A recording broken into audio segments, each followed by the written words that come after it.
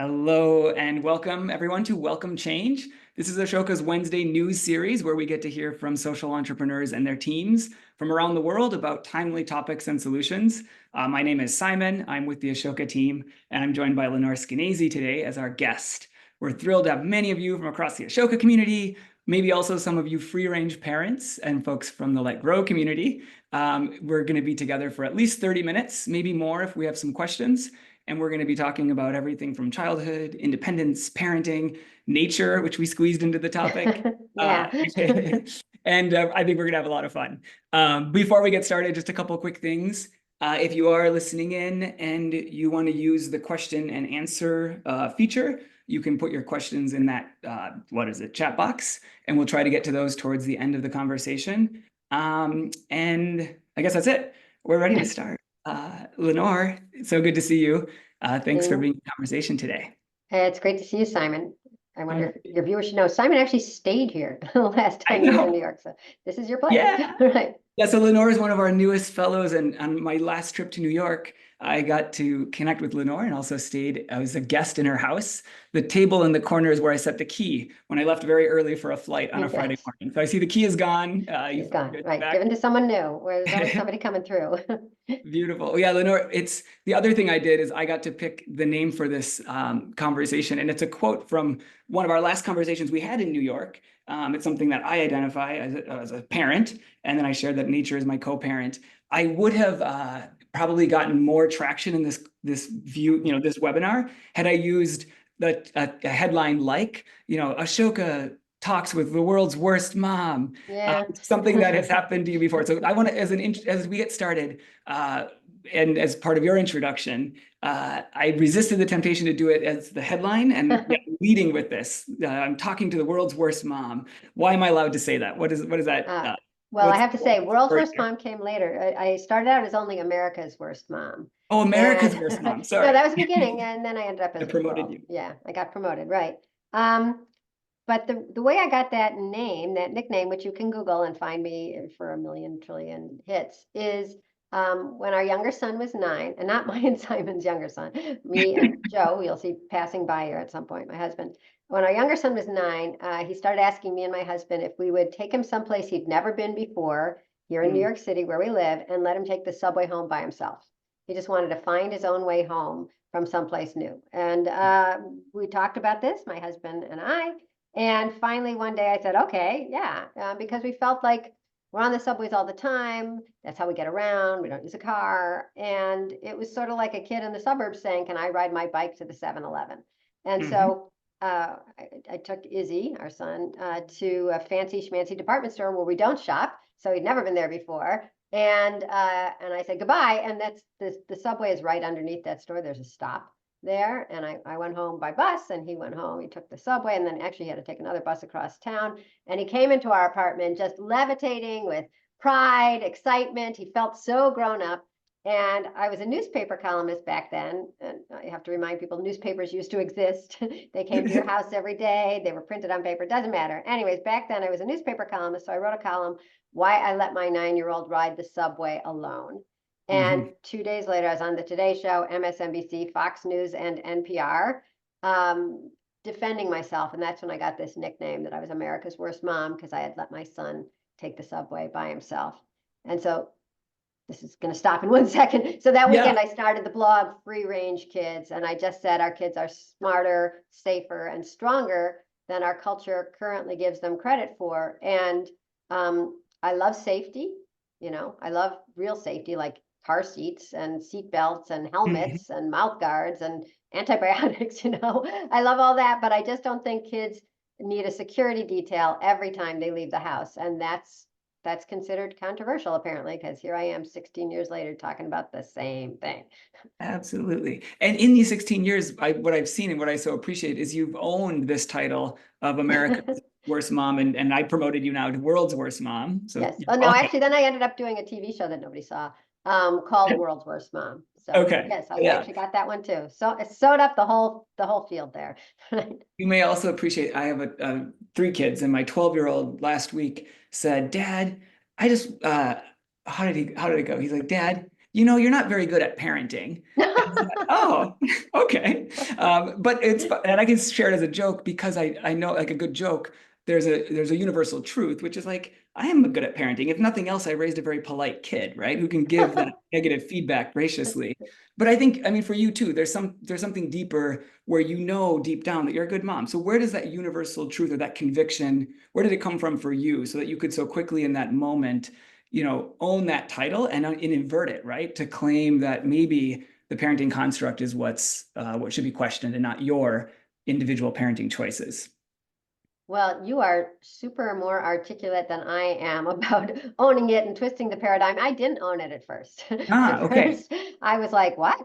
And also, I remember, mostly the attention was fun and exciting. Mm, And I had been on a million TV shows before, and they fluff you up, they make you look great. But I remember like sinking to the floor okay. and going like this because mostly because I was so worried that it's countercultural to say I think my kid is going to be fine. It's actually almost considered evil or wrong to say my Mm, kid is going to be okay without me.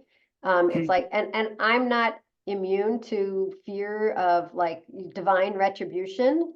And so I really worried that like, God or some other force was going to jinx me by saying, oh, you think your kid is going to be fine, right? Well, zap. And so mm, I went through that at the mm, beginning, and I didn't go like, ha ha ha, I'm the world's worst mom, and I'm so confident. I was confident about trusting strangers, and in part that's because I've been a reporter for most of my life, and all I do is talk to strangers, and I like strangers. And having talked to so many strangers in so many neighborhoods of New York City, I felt really confident that my city was, pretty safe and a decent place. But mhm, I was not confident about fate. So mhm. I did worry about that. So yeah, thank you for sharing. I feel like I know your work well. I know your apartment, but I had Yeah. understood this period of your journey. I know at some point though, you did sort of step into this role. The book will drop into the chat the link to the Free Range Kids book, which you really were able to use to put this idea out there. And you traveled the country for 10 years. Maybe what was the message during those years as more and more people Yeah. were encountering this vocabulary, this invitation to be a free range parent or kid? So what interested me was that there was a real, I don't know, dissonance, I guess, between almost everyone I talked to about not just letting Izzy ride the subway, but our own childhoods. Hmm. Everybody remembered a free range childhood. It wasn't called a free range childhood back then. It was just a childhood. I'm older than you, but and I would say even anyone who's like 35 years old or older does remember, if they were in the suburbs, they were riding their bikes. If they were in a city, they were walking around, running an errand, getting candy, going to a Hmm. friend's house, playing at the park without constant adult supervision. We all remember that. And yet it has become so untenable, so unheard of today that there was this amazing University of Michigan did a study last year and inspired by, Let Grow and Free Range Kids, I found out later. And they asked parents of kids aged 9 to 11 across America, all the different demographics, is independence important? And everybody said, not everybody, but a vast majority said, yes, independence is really important for kids, confidence and for them becoming part of the world and, fighting anxiety. And then they ask specific things. Are you willing to let your kid play at the park with a friend? Are you willing to let them walk to a friend's house nearby? Are you willing to let Hmm. them trick or treat? And the majority of those parents, 9 to 11, said no. Hmm. And then when they asked, are you willing to let them go to another aisle at the store? How about that? And half of them, literally 50%, said no. And Hmm. so I don't remember what the beginning of this question was, but what I've been dealing with is the disconnect between remembering how important childhood free play and free time was, wanting that for our own kids, Yeah. and not being able to give it to them despite our desire to. There's something getting in the way. There's a wall between, yes, I want my kids to, oh, go out, and Yeah. no. So Yeah. that's what I was talking about for 10 years was how did we get to this point of being so afraid, so much more afraid than our own parents were. And you know, parents have always been worried about their kids. My mom was worried for me, but she didn't worry every time I walked to school, starting at age 5, that I wouldn't get there, that I'd be abducted or hit by a car, and it would all be her fault, and she would have to kill herself, which is literally the way I heard somebody describing it 2 weeks ago. Hmm. When somebody was saying, "You think our kids could play together outside?" No, Yeah. no. In the backyard, maybe eight Yeah. kids together, but not in the Yeah. front yard. Yeah. So, and this anecdote from last week speaks to the fact that we haven't fully solved this challenge, but I do know from knowing your story that at in between this 10-year tour and now, there was a sense that we can't just work sort of on reaching individual hearts and changing individual hearts and minds. I'd love for you to mention, how you became the Mhm. founder of Let Grow and your Mhm. sense around, behavior change. I think that's an Right. important Yeah. pivot for you and your work. Yeah. So yeah, over to you to say Well, what I thank said, you but in your for own teeing words. that up. It's so funny. I was thinking, do I care about changing hearts or minds? And in the end, I have to say no. Yep. I'm not, because I'm not going to change them. And Mhm. changing them doesn't change behavior. That's what I realized in these 10 years of, I would go around the country. That's how I made my living for a while. I Yeah. was giving these talks on how did we become so afraid for our kids. These talks, I always give the same talk. If you hire me, you'll hear the talk from 16 years ago with some new jokes. That's about it. But it's the same because I really am so curious. We got from, yes, you can walk to school, to I'll follow you in the car while you're trick or treating with your Mhm. brother and 20 other people. So there's the husband. I let him There's free range, Joe. but he's older. Right. Be safe. That's what everybody says when they leave now, right? Be safe, get home safely. Like, first of all, it's not up to me, it's up to the guy with the axe. What's our question again? So I went around the country, and I did get a lot of buy-in when I would give my talks. I would have people remember, what did you love doing most as a kid? And then Mhm. everybody would Mhm. remember this, and I'd say, okay, now everybody remember something? Yes. Okay, now keep your hands up if your mother was with you. Mhm. And the hands come down now, my big joke. And and nobody, everybody laughs a little self-consciously because they, of course, if your mother was with you in the tree house, that's not that fun. If your mom Mhm. is holding the other end of the jump rope, that's not that fun. And Mhm. so people got the idea and they bought into it. And as we discussed earlier, they want to give their kids independence. They remember it as the best part of their childhoods, but they couldn't do it. And so Mhm. I was like, what? So in 2017, two guys, it's gonna sound scary, two guys approached me, but they were amazing people. Jonathan Haidt, who perhaps your audience has heard of, he's well known now for writing, well known, it's like off the charts famous right at the moment, although maybe you haven't heard of him, for writing The Anxious Generation, Yes. the great rewiring of childhood. And he also wrote The Coddling of the American Mind. But Mhm. before he wrote either of those, he came to me, and he had been speaking with a man named Dan Schuckman, who had been Mhm. for 10 years the chairman of FIRE, which fights for free speech on campus. And the two Mhm. of them were concerned that on campus, kids seemed they were asking for trigger warnings on books because they felt like they couldn't handle, like if they encountered an idea that was scary or traumatic. And they felt they needed a safe space if a speaker was coming to campus that they vehemently disagreed with. Mhm. They felt like cancel culture was sort of bubbling up. And and the worry was that rather than engaging with people and ideas that they weren't in lockstep with, they Mhm. felt they had to keep them away because they mistook feeling uncomfortable, which I can understand, with Mhm. feeling unsafe. Something Mhm. had just grown from like, oh, this doesn't feel good, to I shouldn't have to deal with it, and this is too much for me to handle, which is actually the definition of anxiety. And Mhm. so actually, Dan was saying to John, trying to bring heterodoxy to campus or open-mindedness is on campus is a late stage intervention because the kids are Mhm. 18, 19, 20, 21. Wouldn't it make more sense to, start earlier, raising kids who were extremely curious and open-minded and resilient and resourceful? And John said, yeah, that sounds great. And he and I had met somehow. I don't remember how. He said, but I love Lenore and I love free range kids. My wife and I are raising our kids free range, with that book is our Bible. Let's ask Lenore if she'll start a nonprofit with us.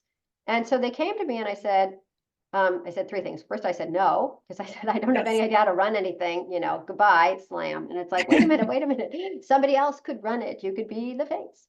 I was like, oh, that sounds good. So A, I had to find somebody to run it. B, I wanted to bring in Peter Gray as another co-founder. He wrote the book Free to Learn. He's a professor of psychology at Boston College who has spent his career studying the importance of kids playing together in a group, like the Peanuts gang, like any group of kids on your street, from the time that the time we came down out of trees till about 1982. Because he feels that in play, Mother Nature put the play drive into, he's an evolutionary biologist, evolution put the play drive into children so that they would learn how to argue, how to compromise, how to get something done, how to empathize, because I'm going to throw the ball gently to you because you're the slowest runner. So we brought in Peter Gray as to be another co-founder. And then I said, I can't go around being a thought leader anymore because thoughts lead people in a circle. That's like, oh, I love the idea of doing that. I remember my own child. I want my kid to do it. But wait, if they're picked up by a van and the man with the lost puppy, I could never forgive myself. And then nothing would happen. So all these people would hear me and even read my book and they couldn't make the change. And John put his finger on it. He said, well, a collective problem, which is nobody letting their kids walk to school anymore. I mean, the Right. number is about 11% in America now, or everybody waiting at the bus stop with their kids, needs a collective solution. And so what we ended up doing is coming up with two ideas, and neither of them are mine. I steal everything I think of. I guess I didn't think of them if I steal them, but they're two really simple ideas that we would like to see programs that we would like to see schools do. And I feel like I can tout them here because they're free. All our materials are free. So, but thank you, Ashoka, for helping me. Yeah. So one of them is to send kids home with the Let Grow Experience homework. And that's just an assignment that tells kids, a little piece of paper. It says, go home and do something new on your own with your parents' permission, but without your parents.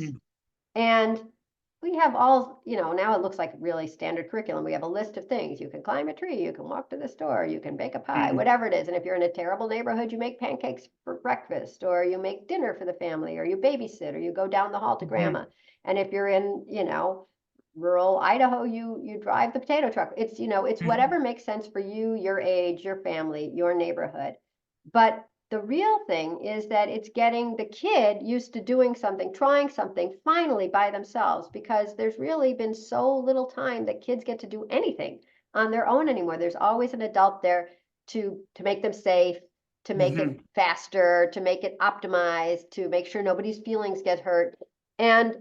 And so the kid gets to do something finally, they're going to the store, they're getting their candy. But it's really also for the parents, because the parents don't know when to let go. I think we established that. And so they don't. But if everybody is doing it, you're not the crazy parent.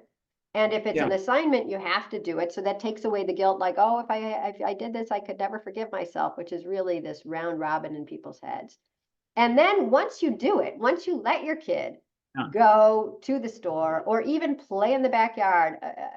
I was at a school last week where one of the kids for her assignment went upstairs in the elevator in her doorman building to her friend's house, and she was 8. And I thought, like, but until now, her mom or her sister had always been accompanying her, as if it's hard to go, as if it's hard to press a button, right? And get off when the door opens on the right floor. We've really just lost complete perspective on what kids can do. So not only does the kid do that, but the parent gets this amazing dopamine rush that I didn't anticipate. When the kid comes back and they got the milk, or they went and they met a dog, or they played at the park, or they're flushed from running around so much. And they usually say, that was the greatest thing ever, or that was the best day of my life. I got to play for 2 hours basketball with my friend at the park. Wow. And am I hungry? I mean, it's just, so the kid is excited, but the parent is so ecstatic that it perplexed me for a while. It's like, you're ecstatic. The kid pressed a button and went to the friend's house. But Mm. anyways, I finally thought of it as, I mean, first I thought that they must have all thought their kids were going to be killed, and then they're just ecstatic that their kid is alive, which I could understand. And then I started thinking, um, evolution wise, Mm. we have kids, everybody reproduces so that there will be a version of you when you're gone, is Mm. basically it. And so you don't have any proof that you've succeeded until your kid can be okay when you're gone. So, Mm. so I think there's a very deep reason that parents are Mm. excited.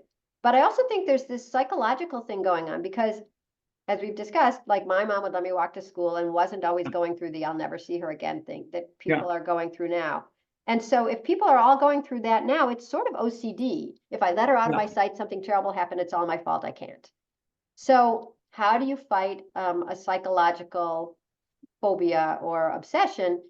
It's exposure therapy, right? You have to Mhm. say, I know you're terrified of dogs, but I'm going to put you in a room with a dog. It's like, no. And then the dog, is licking you and he's friendly and he rolls over, he wants to be scratched. And it's like, oh, he's cute, Yeah. and then you're freed, Yeah. right? Instead of this horrible fear paralyzing you and this sort of self-loathing, like, how dare I hurt my kid? It's like, Absolutely. Yeah. And yeah, so you said your goal isn't to change hearts and minds, but this is something that you've shared with me. Like it's to change behaviors, and behavior change changes behavior. So I think the examples here, the experience you're describing is when you see the changed behavior. The other thing I love that I've heard you say is how young it's like going from crawling to walking, and that's the yeah. elation the parent feels, and then you don't go back to crawling. So it does set young folks on this journey. I'm just thinking of time, and I know the second piece Oh, of the puzzle, when you talk about the two ideas that Let Grow yeah. champions, another is to keep school grounds open before and after school so that this mixed age independent play can happen.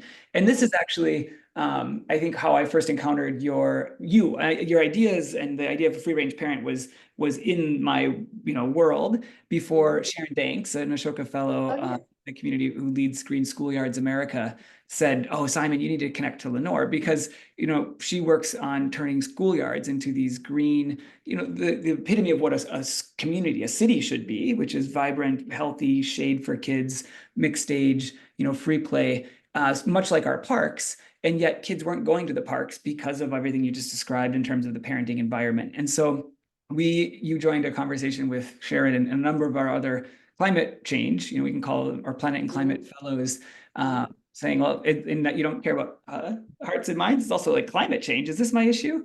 I wonder how that experience was for you, or what Lenore set doesn't with care about you. anything.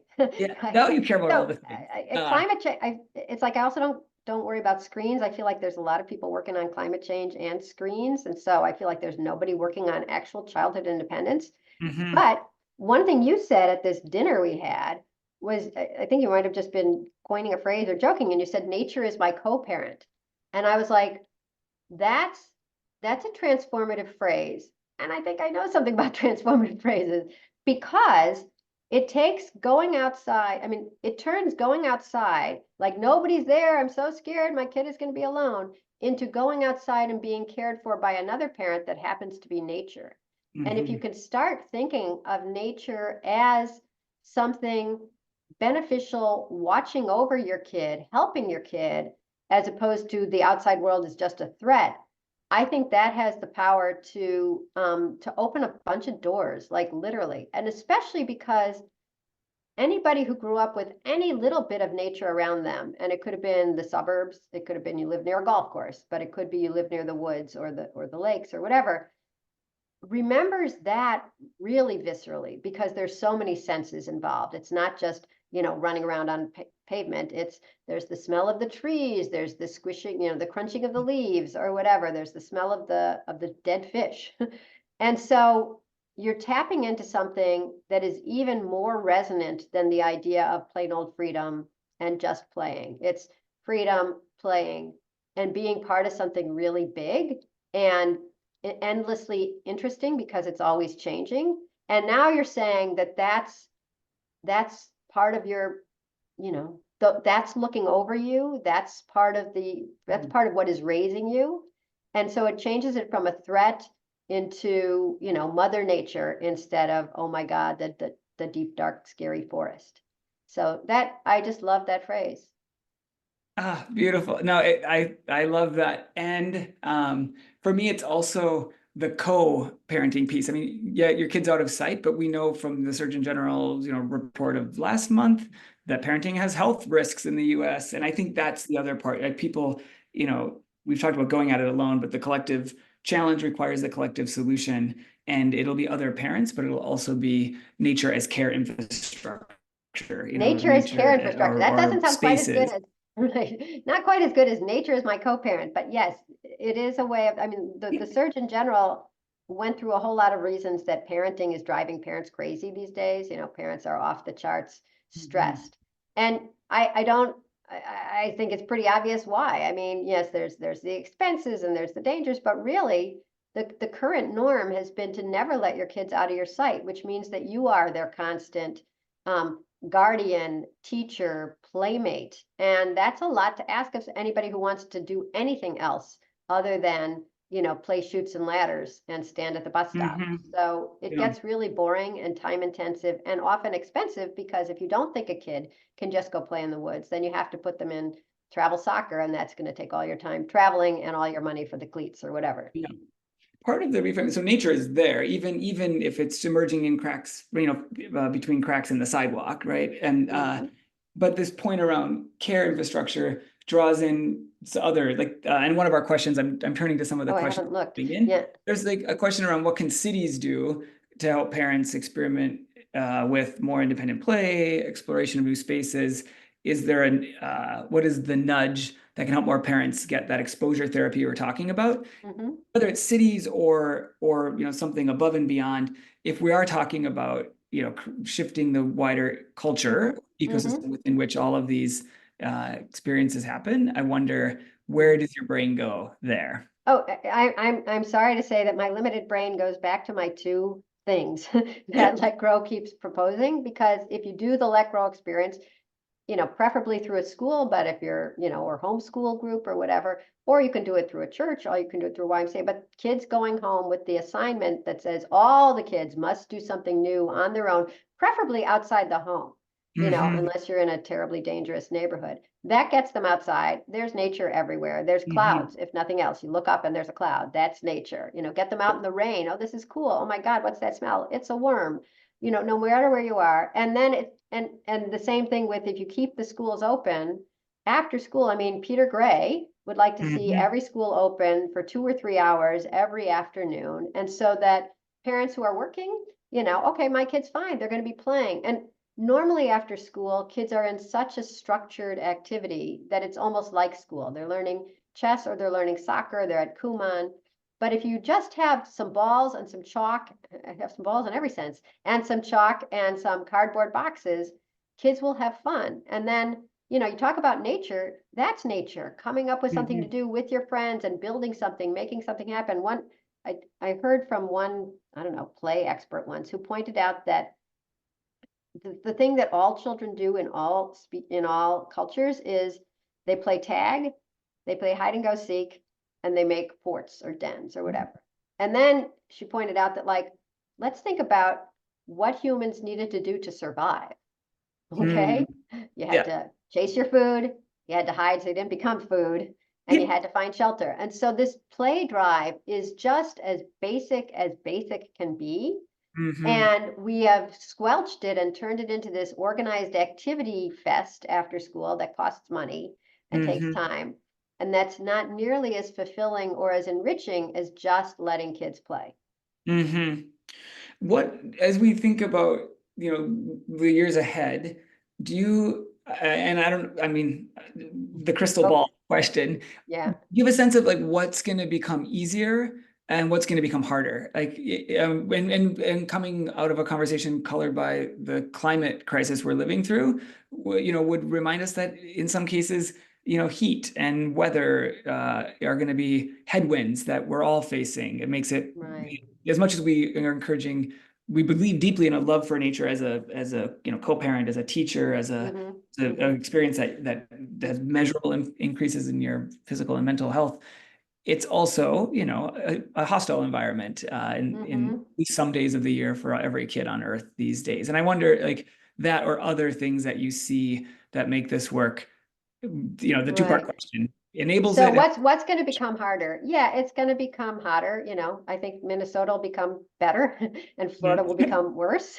And kids play in every weather when we let them. So Mhm. I want to save the planet, but I don't think, in the next 20 years, it's going to be that no kid can play outside for any reason. Mhm. So I would still encourage more outside play and exploration. What's harder is that thanks to technology, it's becoming unheard of to not track your kids.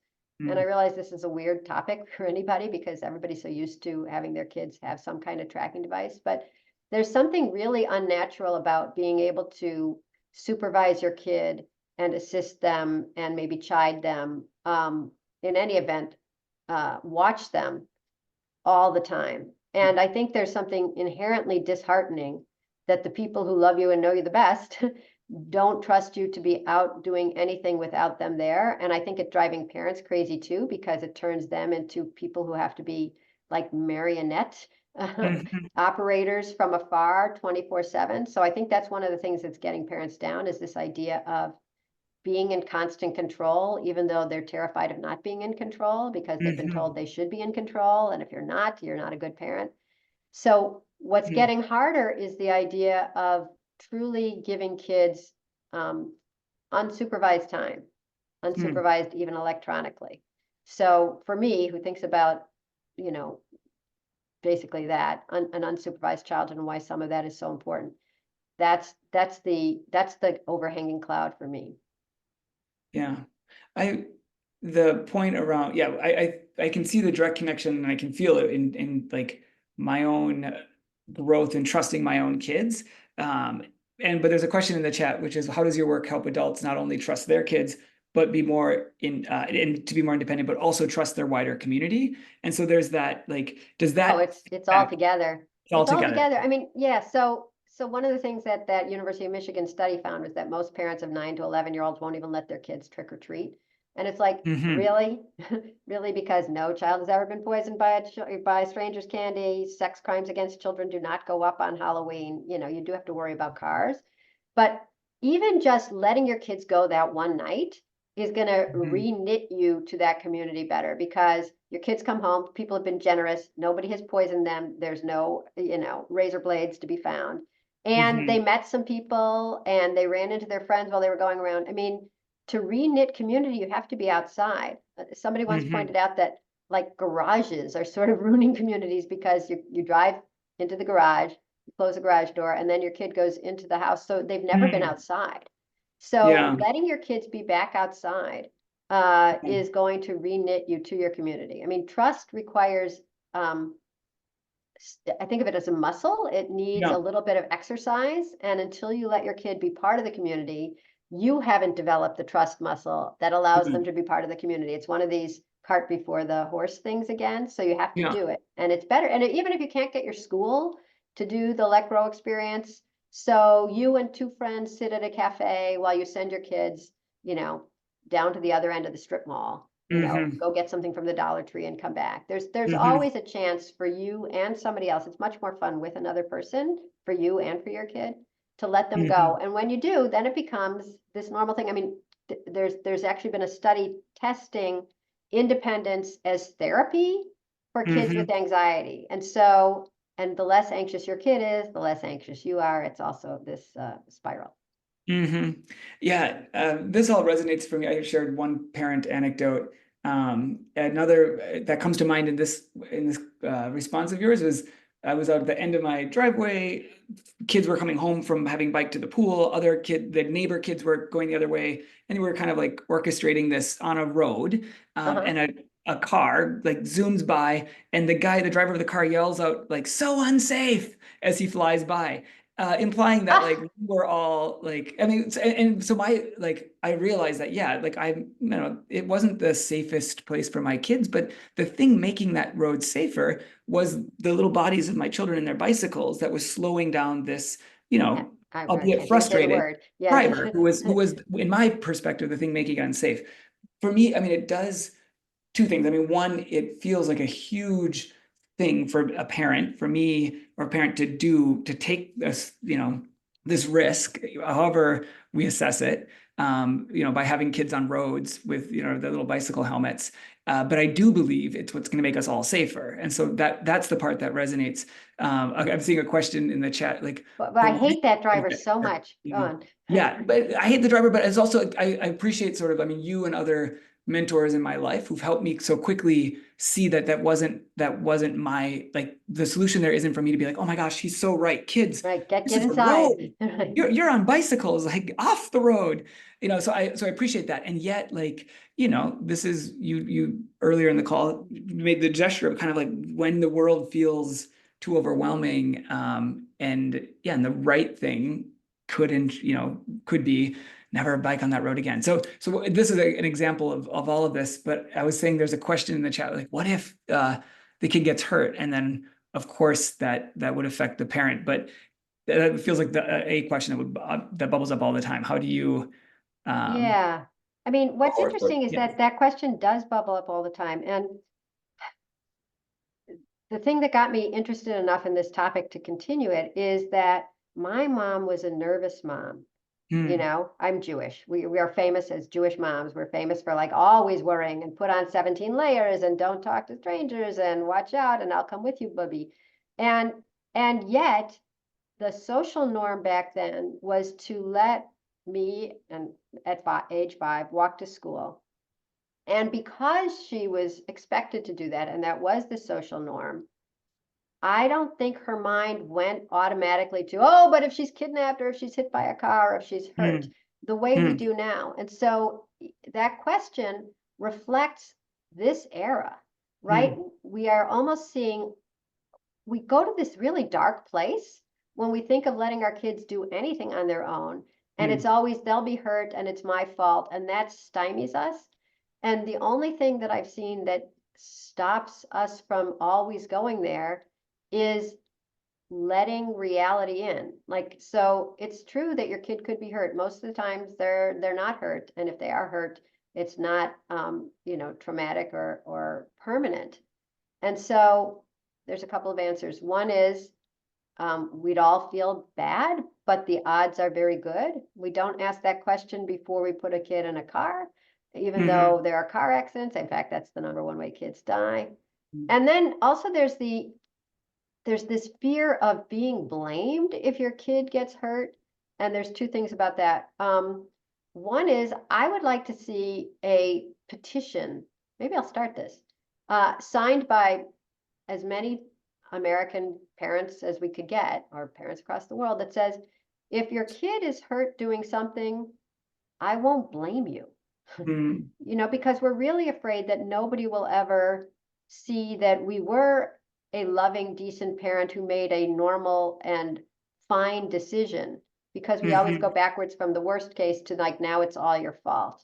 And then there's also the unseen hurt. I mean, the rates of, anxiety, depression, and self-harm are skyrocketing. And Peter Gray, who I work with, did this big study that was in the Journal of Pediatrics last year that showed that as kids' independence and free play have been going down, anxiety, depression, and self-harm have been going up.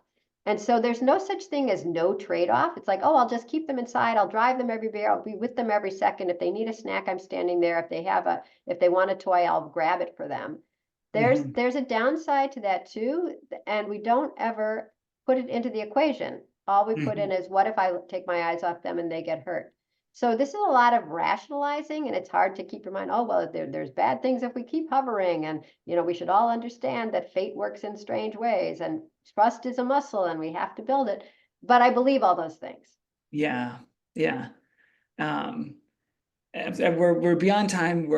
Sorry. Oh my God. No. No, beautiful. I mean, we're through the questions that folks listening live have posed, and I think we're at a good pausing point here. I mean, I'm thrilled that we get to continue this conversation with you as a member of this Ashoka Fellowship. We continue to learn so much, your way of seeing the world and calling out, these complicated trade-offs and naming, that there's no standing still. We have to move forward, and we have to kind of choose which are the struggles, that are gonna help us grow and as we advance. So thank you so much for for your work, for this conversation.